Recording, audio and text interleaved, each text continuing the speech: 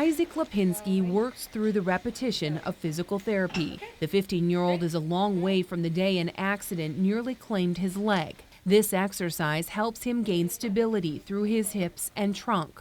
Isaac's most recent surgery in March, one of almost a dozen now, helped him get here to the point where he can put full weight on his leg.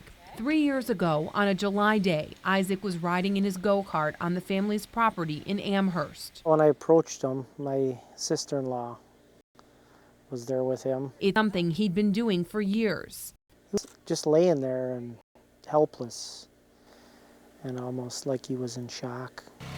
What changed on this day, though, was an ATV with 2 boys on board flying over a hill, striking Isaac with full force. I remember blacking out a lot. She was already had a tourniquet around his leg, trying to stop the bleeding. And it was just, I just reacted to go get something to cover it up. So it was on land, in the woods. Just 12 at the time, Isaac was rushed to St. Joseph's Children's Hospital. I want to say it had like 20 fractures.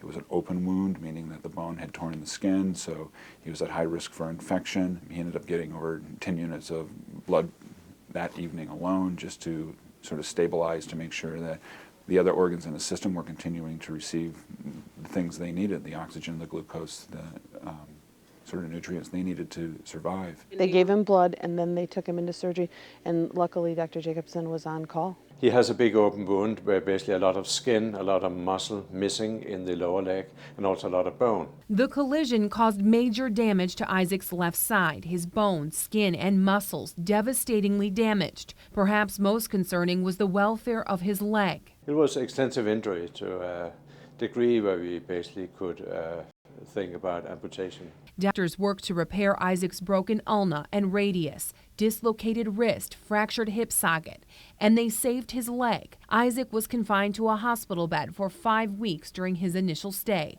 depending on the resources of Children's Miracle Network to help pass the time. It would keep his mind off of the horrible things that were happening to him. It gave him something to look forward to during the days, and every day he had something to look forward to, whether it be they come in and, ask him, do you want the video games? Do you want any books to read?